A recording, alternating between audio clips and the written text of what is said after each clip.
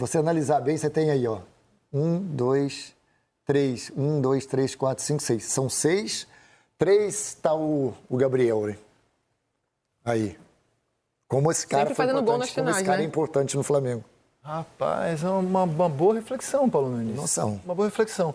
E aí pergunto ao senhor, se presidente do Flamengo fosse, você, nesse momento, renovaria com o Gabigol, com a má fase técnica dele, com a suspensão por doping, ou você faria como o Landim anunciou que fará em entrevista à CBN domingo?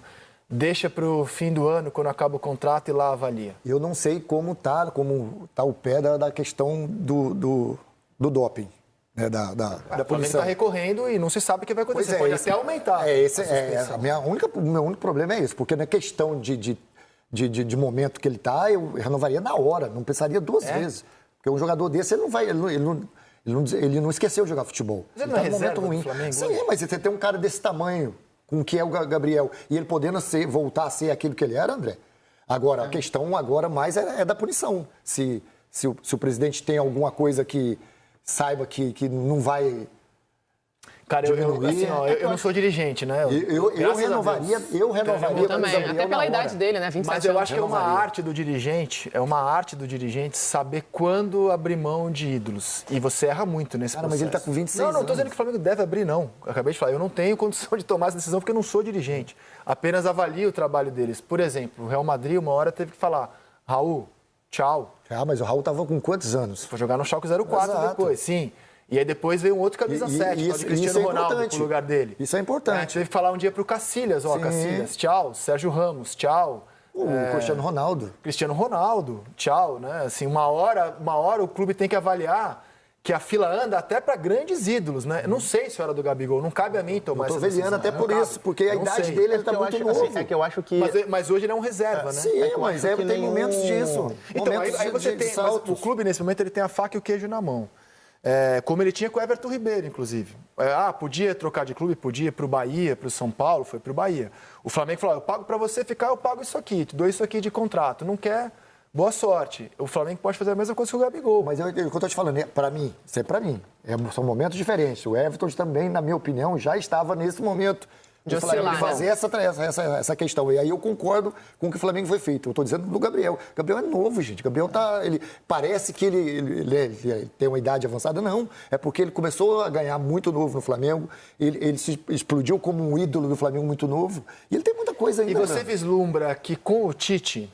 Assim, aparentemente... A curto prazo, não. Agora, não. A curto prazo, não, né? A curto prazo, não. Mas eu não duvido nada que ele possa reverter essa situação. É que eu acho que não é nem o Flamengo. Eu acho que embora o Gabriel possa assinar um pré-contrato agora no meio do ano, eu acho que nenhum clube vai sentar para assinar um contrato com o Gabriel antes que o caso do doping ele seja resolvido. É porque ele pode ter um novo contrato a partir de julho, né? Ninguém vai sentar para poder assinar um contrato com um jogador que pode pegar uma punição de 4 anos, de 3 anos. Exato. Exatamente. Então, pode chegar até 4 anos a punição. Então, por isso que eu acho que como o Flamengo... ele já cumpriu poderia chegar a mais 3 anos. Então, assim, por isso que eu acho que é plausível o Flamengo aguardar, talvez não até dezembro, mas aguardar até a resolução do caso para sentar. Não, e vale lembrar que mas não foi nem pensado. Eu também não foi nem abriria... pensado, Gabigol. Perspicaz o senhor anotar Mas porque mostra o perspicaz. tamanho desse cara no Flamengo. Não, é só para lembrar que não é de agora também essa questão de renovação. Veio desde o ano passado, né? Que o Landim tá adiando essa negociação de renovação de contrato.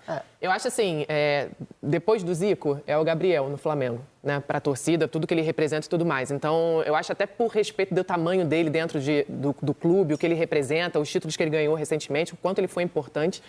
Eu acho que papel do clube é até renovar. Mas, óbvio, a gente está falando agora de uma outra situação. Isso a gente poderia falar no ano passado. Agora tem essa questão do doping, né? E aí, enquanto isso não for resolvido, realmente não tem o que Será fazer. que já passou o maestro nessa idolatria? O Gabigol? O que a gente ouve da torcida do Flamengo... Da torcida... Assim, não tem como a gente falar que consenso, né? Mas para muita gente... Da torcida tem muita gente. Geração também, né? Tem gente... Questão de geração. Aí é um absurdo que eu vou falar aqui. Mas tem gente que acha... dessa geração, que o Gabigol é o maior. Mas não tem como, mas não tem, não. Com todo respeito. Não, e mesmo não tendo visto o Zico jogar, não tem como, né? Não tem como fazer essa comparação. Eu também não abriria a mão do Gabriel. Acho que um jogador, pelo que ele tem de potencial... Cristiano Ronaldo junto com o Di Stefano, o maior nome da história do Real. Uma hora o Real teve que falar, Mas eu não abriria a mão do Gabriel. Acho que ele, mesmo ele não sendo titular absoluto, ele é um jogador que pela capacidade, pelo potencial que ele tem, ele eleva o nível técnico do elenco. Porque o cara que é o titular, seja o Pedro, seja quem o Flamengo trouxer para a posição, o cara sabe que não pode piscar. E se ele piscar, ele vai perder a posição. Então, até agora, tem uma questão que é o que o Flamengo coloca, né? Que é o que o Flamengo está pedindo para renovação, e aí é... Mas, por enquanto, Gabigol na Libertadores é uma imagem dos últimos títulos. A gente não sabe se ele vai conseguir jogar a Libertadores desse ano, nem se ele vai jogar esse ano, né? Então vamos falar do adversário do Flamengo hoje, o Milionários, que é o campeão do torneio Apertura de 2023 e da Superliga, ou seja, é um time que nesse momento está na primeira prateleira do futebol colombiano, ainda que não viva a grande fase. Ele é o 9º colocado no vigente campeonato, ele tem 17 jogos na temporada, mais ou menos o que a gente tem aqui mesmo, né? A gente tem por aí. 15, 17 jogos, 6 vitórias, 4 empates, 7 derrotas, ou seja, não começa bem o ano. O artilheiro é um jogador chamado Leonardo Castro. Ele é um jogador que a carreira dele é no futebol colombiano. E tem essa figura de treinador, que é o Alberto Gamero. 3 vezes campeão colombiano, tá? Vamos ouvir personagens do Flamengo. Perto disso, né? O Léo Pereira e o Everton Cebolinha. A gente fica ansioso, né? Obviamente, a estreia Libertadores, competição muito cobiçada. Nos últimos anos se tornou mais ainda. A gente almeja muito essa competição esse ano. Sabemos que é uma partida muito difícil. A equipe deles é uma equipe muito qualificada, se impõe muito na força física. Um jogo muito físico, mas a gente vem bem preparado. Viemos aqui, tivemos a oportunidade de treinar hoje aqui para pegar um pouco da bola, né? Sabe, tem um pouco de altitude, acaba dificultando um pouco, jogar um pouco mais rápido. A respiração fica um pouco mais ofegante, para você respirar é um pouco mais difícil, mas a gente tem se acostumado nesse de treino aí. São 12 jogos sem sofrer gols e pra gente é muito gratificante, não só para a parte defensiva, mas para a parte ofensiva também, e todo o elenco, consolidação cada vez mais ainda de um trabalho que vem sendo muito bem executado por todos nós, pelo staff, pela comissão. Então a gente tem que seguir nessa pegada, né, nesses treinamentos que a gente vem fazendo e aprimorar cada vez mais a nossa parte defensiva para que a gente possa seguir mais jogos ainda sem sofrer gols. Aqui está o grupo do Flamengo: Bolívar, Milionários, Palestino. Altitude à parte, tecnicamente, é uma coisa óbvia, a obrigação técnica do Flamengo de ser o líder desse grupo. Você já jogou em Bogotá, Paulo Nunes? Já joguei. Jogou em todo lugar do mundo, cara? Onde você não jogou? Eu jogava na qual Libertadores, né? Pra ganhar a Libertadores, a gente tem que jogar ela. Não dá pra ganhar gol, né? É o nosso Forrest Gump aqui da América do Sul, Paulo Nunes, joguei. E assim, não tem essa dificuldade toda na questão, né? É mais a velocidade da bola. Mas é um campo bom de se jogar, é um campo gramado bom, que dá condições para o Flamengo. Acho que é o maior adversário do Flamengo nesse grupo vai ser a altitude, porque tecnicamente, na minha opinião, esses times não chegam nem próximos do Flamengo. Eu acho que o Flamengo tem que se preocupar um pouquinho, que é difícil falar sobre isso, né? Mas que o Flamengo tem que consertar algumas arestas ainda que, na minha opinião, falta na equipe do Tite ainda. O Flamengo tem... A gente está falando de um Flamengo aqui que é defensivamente, ou que é organizado, mas o Flamengo tem muito a evoluir ainda. O Flamengo tem margem de crescimento aí nesse time. E eu acho que a Libertadores é importante para isso, nesse começo de competição. O Flamengo tem alguns detalhezinhos ali, que nem meu modo de ver. O Luiz Araújo. Eu acho, na minha opinião, que é um jogador que ele pode entregar mais.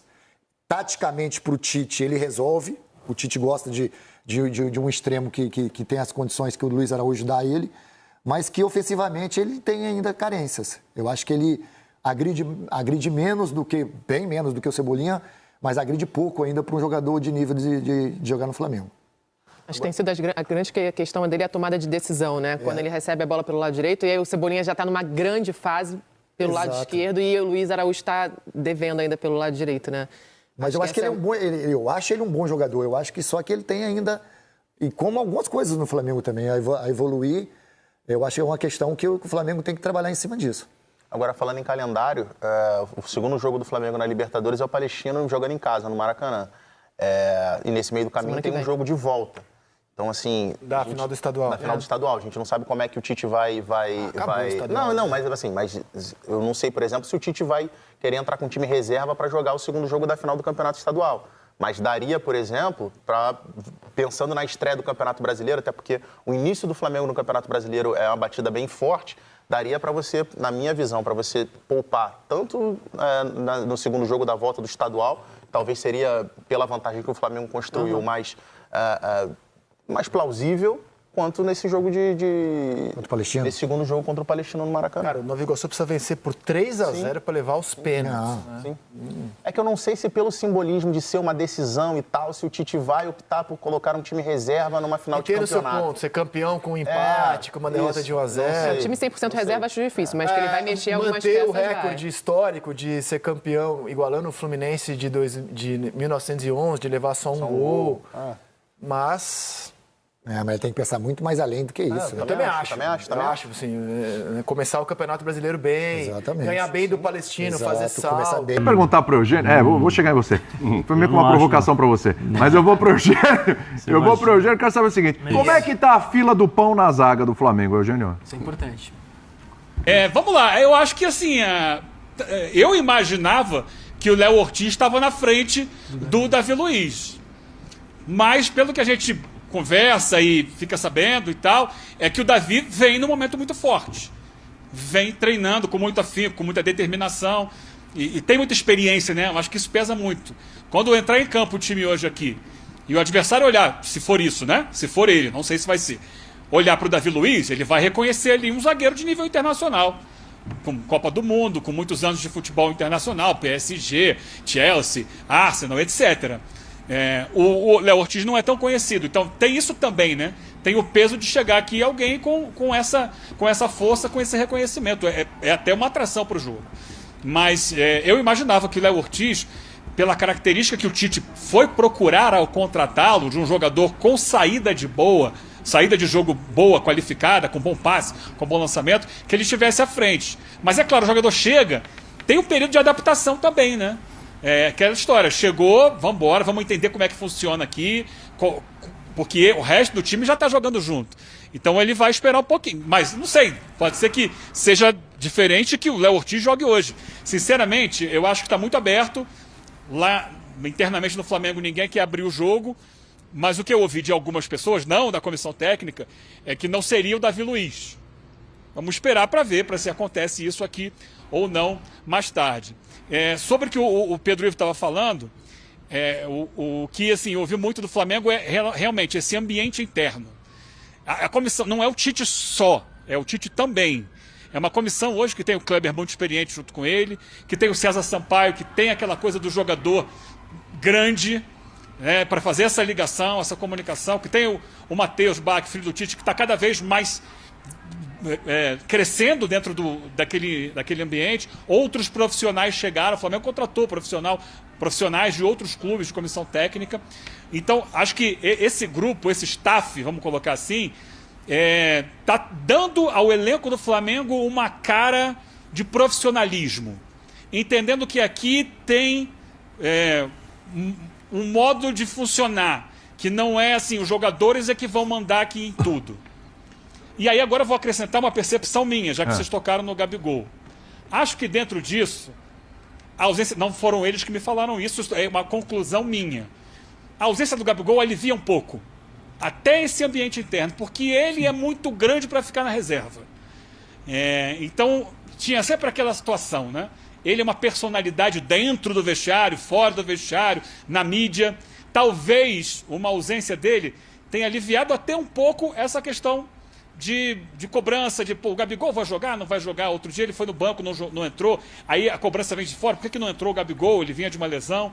Então assim, eu olhando de fora, eu entendo que talvez alivie ainda mais esse ambiente que eles garantem ser muito bom já, mesmo na época que o Gabigol estava dentro do ambiente do Flamengo, porque se estabeleceu uma hierarquia. Os jogadores sabem, e é uma hierarquia que não é imposta de cima para baixo, é na base da conversa. Claro que o jogador que não joga fica chateado, mas ele sabe que ele está sendo preparado para em algum momento jogar. Então o tratamento é com todo mundo. Se elogia e se critica, particularmente e no grupo. Ano passado o Flamengo teve muita questão interna. E essa comissão técnica tomou esse espaço, organizou esse espaço para que o ambiente seja positivo. É claro que precisa da validação em campo, mas eu acho que a validação em campo é consequência disso, do trabalho de ambiente e do trabalho técnico-tático que tem sido feito. Acho que é o grande mérito. O Flamengo conseguiu separar a pauta Gabigol. Exatamente. E eu te pergunto, porque o Gabigol, cara, os últimos gols do Flamengo na Libertadores foram todos do Gabigol. Os 2 contra o River Plate, o gol na derrota para o Palmeiras e o gol contra o Atlético Paranaense. Né? São 4 gols do Flamengo em finais de Libertadores, os 4 do Gabigol, dessa era, desse momento, 2019 para cá. Né? Fora tudo que ele fez em outros campeonatos, os números dele impressionantes e tal, a idolatria que ele tem, tudo merecido, tudo maravilhoso, ponto final, ninguém discute isso aí. Mas mediante o que a gente está vendo agora, vamos supor que não role o efeito suspensivo.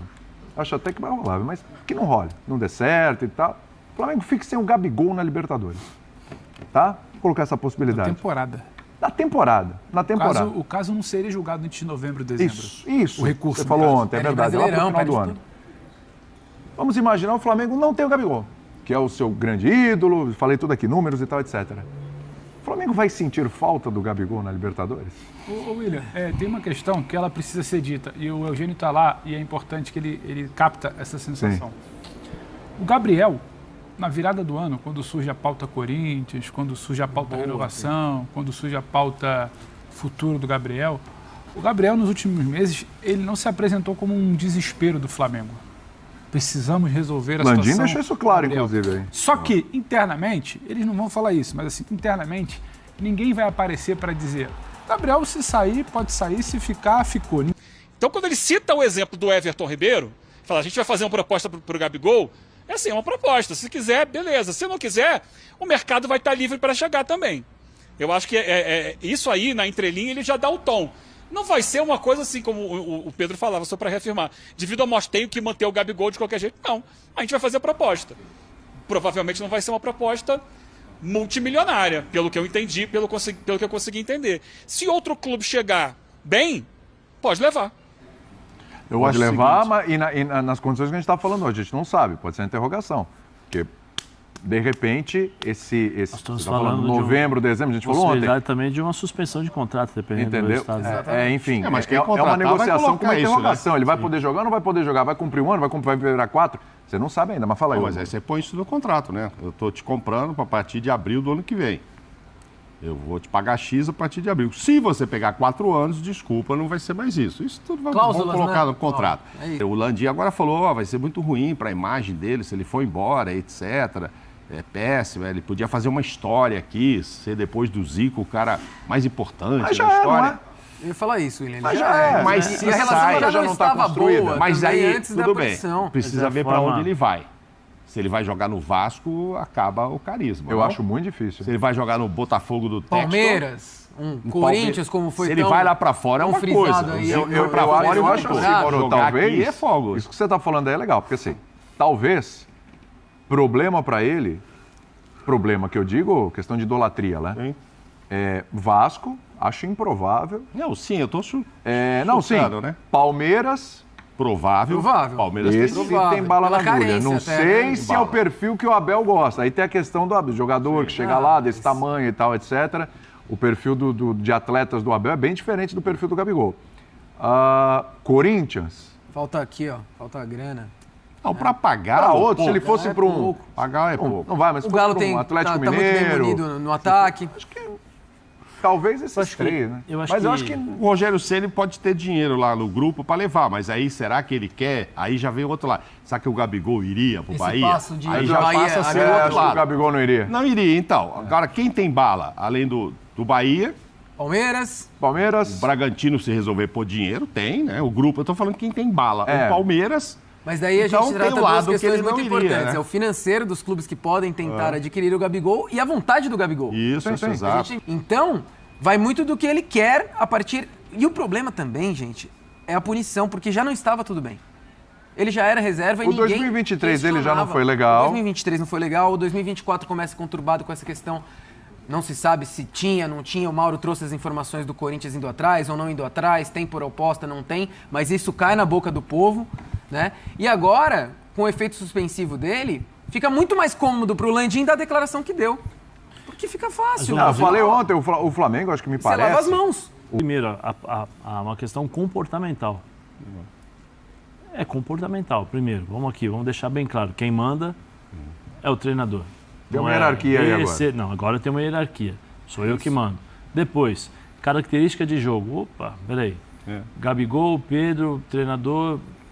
Eu acho que havia um desgaste já natural desse tipo de relacionamento, do relacionamento com o Gabigol, com os membros ali da diretoria, o dia a dia. Se você buscar, pega aí a entrevista do Braz ontem, que ele tentou passar um pano e tal, mas você vê, o tom já não é mais aquele tom do, o Gabigol e tal, é um tom já meio... Mais ameno. Mais ameno, é um tom já meio,